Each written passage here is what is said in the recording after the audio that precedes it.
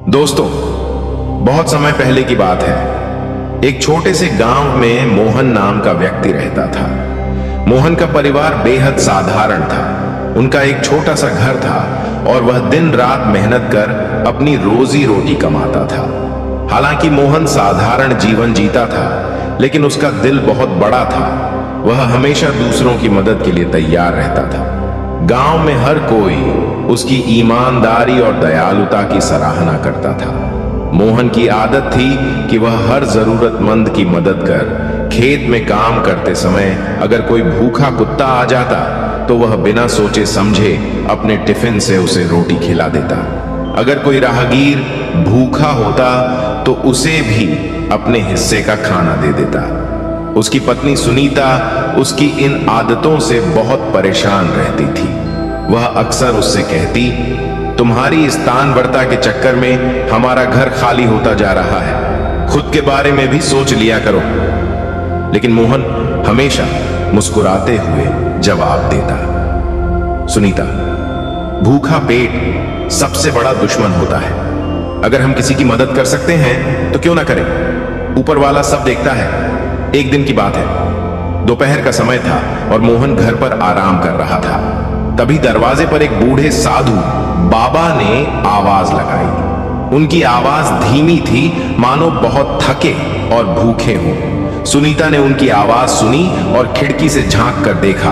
वह बड़बड़ा, अब यह भी आ गए, लगता है फिर से रसोई खाली होने वाली है। लेकिन मोहन ने सुनीता की बात अनसुनी की और दरवाजे की ओर बढ़ गया। जब उसने दरवाजा खोला तो देखा कि साधु बाबा बहुत कमजोर और थके हुए थे।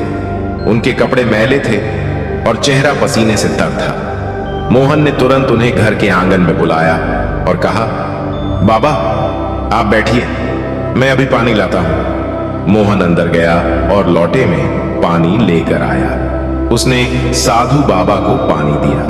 बाबा ने पानी पीकर राहत की सांस ली। उनके चेहरे पर एक अजीब सा सुकून झलक लगा।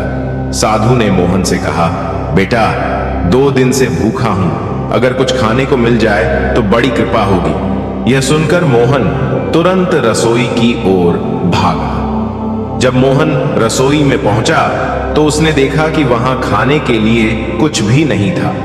केवल 2 रोटियां रखी थी जो मोहन के दोपहर के खाने के लिए थी। मोहन ने बिना कुछ सोचे उन रोटियों को उठाया और साधु बाबा को देने के लिए चल पड़ा। तभी सुनीता ने उसे रोक लिया। उसने गुस्से में कहा, यह क्या कर रहे हो? ये रोटियां तुम्हारे लिए हैं। अगर तुम इन्हें भी दे दोगे तो खुद क्या खाओगे? साधु किसी और के घर से भी खाना मांग सकता है, लेकिन हम कहां मांगने जाएंगे? मोहन ने उसकी बात ध्यान से सुनी और शांत स्वर में कहा, सुनीता, भूखा पेट किसी को इंतजार नहीं करवाता। ये बाबा 2 दिन से भूखे हैं। अगर हम इन्हें खाना नहीं देंगे तो उनका क्या होगा? भगवान हमारा इंतजाम खुद करेगा। सुनीता की आवाज इतनी तेज थी कि साधु बाबा ने सब कुछ सुन लिया, लेकिन वह चुपचाप बैठे रहे और मोहन का इंतजार करते रहे। मोहन ने सुनीता की नाराजगी को नजरअंदाज किया और रोटियां लेकर साधु बाबा के पास गया। उसने रोटियां उनके सामने रख दी और कहा, बाबा आप इसे खा लीजिए, यह हमारे घर का सबसे अच्छा भोजन है। साधु बाबा ने कुछ नहीं कहा। वह बहुत भूखे थे, इसलिए उन्होंने बिना कुछ बोले रोटियां खा ली। खाने के बाद उन्होंने पानी पिया और सुकून से बैठ गए। कुछ देर बाद जब साधु बाबा जाने के लिए उठे तो उन्होंने मोहन को अपने पास बुलाया। उन्होंने अपने झोले में से एक चमकती हुई सोने की कटोरी निकाली और मोहन को दी। मोहन कटोरी देखकर हैरान रह गया। उसने कहा, बाबा मैं इसे नहीं ले सकता, यह आपकी है। साधु ने मुस्कुराते हुए कहा, बेटा इसे रख लो। मैं पिछले हफ्ते एक राजा के पास गया था, उन्होंने मुझे यह कटोरी भिक्षा में दी थी, लेकिन यह मेरे किसी काम की नहीं। मैं अब तक किसी ऐसे इंसान की तलाश में था जो इसके लायक हो, और आज मैं तुम्हें देखकर समझ गया कि यह तुम्हारे ही लिए है। साधु ने मोहन को समझाया, बेटा यह तुम्हारे अच्छे कर्मों का फल है।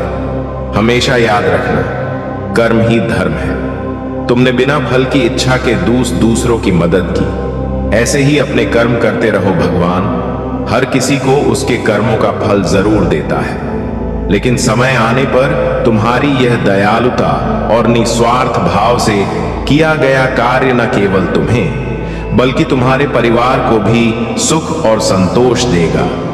इस कटोरी को अपने पास रखो और इसका सदुपयोग करो, लेकिन इसे पाकर अपने जीवन की अच्छाइयों को न छोड़ना। यह केवल तुम्हारे लिए एक प्रतीक है कि भगवान हमेशा अच्छे कर्मों की सराहना करते हैं। यह कहकर साधु बाबा वहां से चले गए। मोहन कटोरी को हाथ में लिए उन्हें जाते हुए देखता रहा। उसकी आंखों में खुशी के आंसू थे। उसने मन ही मन ठान लिया कि वह हमेशा दूसरों की मदद करेगा, चाहे हालात जैसे भी हो। दोस्तों, कर्म ही सच्चा धर्म है। बिना फल की इच्छा के अच्छे कर्म करने वाले व्यक्ति को भगवान किसी न किसी रूप में उसका फल जरूर देते हैं। हमें अपने कर्मों से कभी पीछे नहीं हटना चाहिए। दोस्तों, अगर आपको यह कहानी पसंद आई हो तो इसे लाइक और कमेंट जरूर करें। इसे ज्यादा से ज्यादा लोगों के साथ शेयर करें ताकि इस संदेश को हर किसी तक पहुंचाया जा सके। और हमारे चैनल इंस्पायर्ड एस के बौद्धि को जरूर सब्सक्राइब कीजिए।